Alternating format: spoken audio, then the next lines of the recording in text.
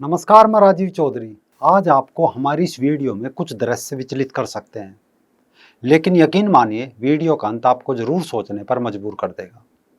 आज वीडियो की शुरुआत करते हैं दरगाह से।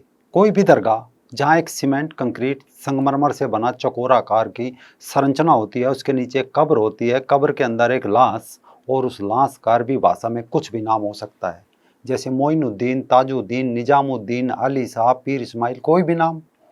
तो ऐसे में सवाल है कि इन पीर मजार दरगाह से कैसे मन्नत पूरी होती है। यानी आपने कुछ मांगा और कब्र में सैकड़ों साल से पड़े कंकाल या मिट्टी हो चुकी लाश ने सुना और आपका काम फटाफट हो गया। अगर आप आस्थावान हैं और सोचते हैं कि चढ़ावा चढ़ाकर मुराद पूरी होती है, तो साइंस के अनुसार पहले पूरा तरीका लाश का समझ लीजिए। साथ ही ये वीडियो उनको जरूर शेयर करना जो सोचते हैं कि कोई भी लाश उनकी फरियाद सुन रही है।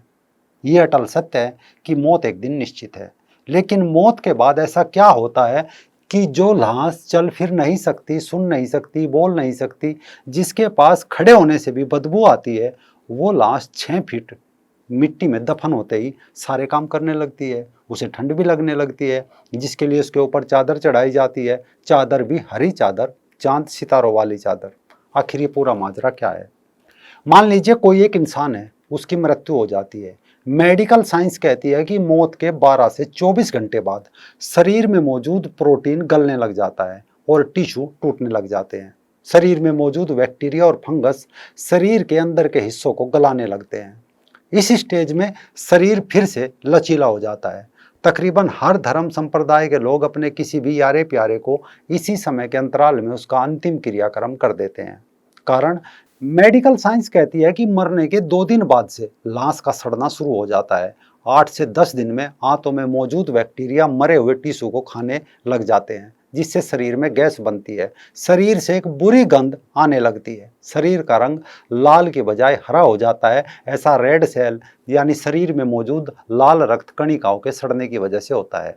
इसके 2 हफ्ते बाद इस स्टेज में बाल, नाखून और दांत बहुत आसानी से अलग हो सकते हैं।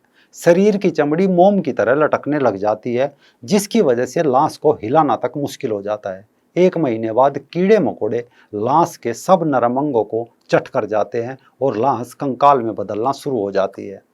यानी फाइनल होगा कि जब कोई मरता है, अगर उसे दफना देते हैं तो 1 महीने के अंदर लाश को कीड़े खा जाते हैं। अब ऐसे में सवाल है कि सड़ी गली लाश में रूहानी ताकत कहाँ से आती है और ये लाश दफनाने के बाद कैसे मन्नतें पूरी करती है। अब फिर थोड़ा सा माइंड को ओपन कीजिए। एक लाश जिसे कीड़े खा गए, उसके ऊपर सीमेंट का स्ट्रक्चर बना हो, उसके ऊपर माथा रगड़कर या माथा रखकर एक चादर चढ़ा देने और दान पेटी में पैसे डालने से कौन सा तरीका है कि आपका काम बन जाएगा? अब कुछ लोग कह सकते हैं कि आस्था है और आस्था में कुछ भी हो सकता है। तो अब इस आस्था के गणित को समझ लीजिए। भारतीय उपमहाद्वीप एक धर्म भीरू समाज है। यहाँ चमत्कार पर बड़ा विश्वास किया जाता है। यहाँ इंसान किसी भी ताकतवर शक्ति को अपने काबू करने की फिराक में रहता है। बस यहीं से बात इस्लामिक आक्रांता समझ गए थे।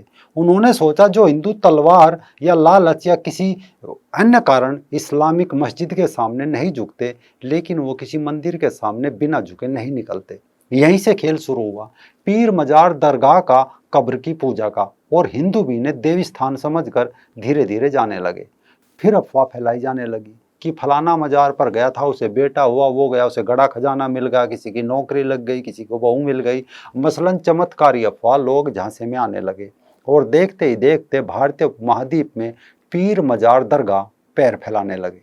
अगर पिछले 3 दशकों को बिजनेस की नज़र से देखें तो 2 बिजनेस में सबसे ज़्यादा ग्रोथ देखने को मिला। नंबर 1 पर सूचना टेक्नोलॉजी और नंबर 2 पर दरगाह मजार पीर। आंकड़ों की नज़र से अजमेर शरीफ दरगाह की सालाना कमाई करीब 200 करोड़ रुपए की है। इसके अलावा दिल्ली की हजरत निजामुद्दीन दरगाह, देवा शरीफ बाराबंकी, हाजी अली दरगाह मुंबई, सरहिंद शरीफ दरगाह और रोजा शरीफ दरगाह पंजाब, पिरान कलियर शरीफ उत्तराखंड, दरगाह हकीमी मध्य प्रदेश, आसाम की हाजो पौवा मक्का दरगाह, पीर बाबा पीर बूढ़न अली दरगाह, पीर इस्माइल की दरगाह औरंगाबाद, छोटी दरगाह मनेर बिहार, नागपुर में ताजुद्दीन की दरगाह, मसलन ऐसी न जाने छोटी बड़ी लाखों की संख्या में दरगाह भारत में है, जिनकी गिनती नहीं हो सकती।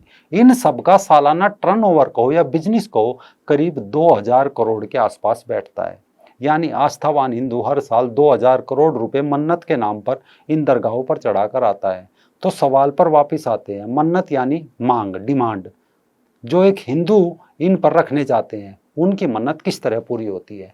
फिर से इस खेल को समझिए, यानी जहां आस्था के लिए पैसा चढ़ाया जा रहा है वो मुर्दा गल सड़कर मिट्टी हो चुका है, बस वहां एक सीमेंट का स्ट्रक्चर बना है।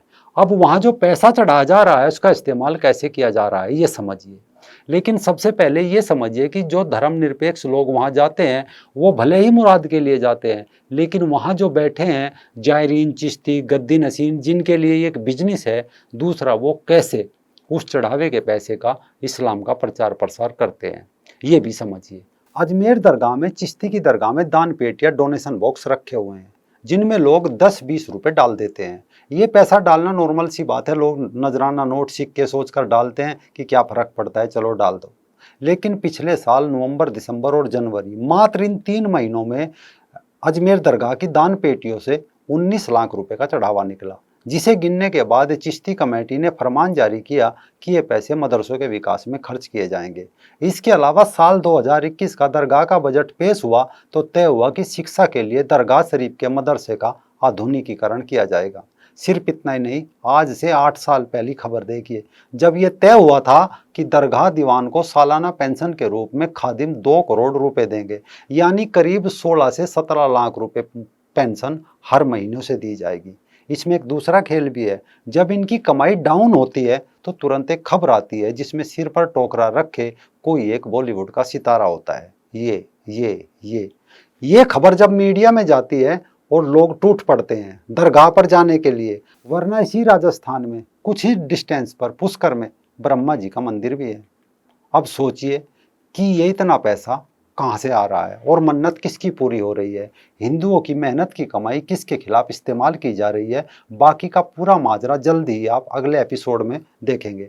आपको भले ही इन सब बातों का ज्ञान हो, लेकिन बहुत लोग हैं जो ये सच नहीं जानते। वीडियो को शेयर जरूर करें ताकि किसी धर्मनिरपेक्ष और मन्नत मुराद की आस्था में लीन आस्थावान को भी मुर्दे, कब्र और लाश के इस बिजनेस मॉडल का पता चल सके।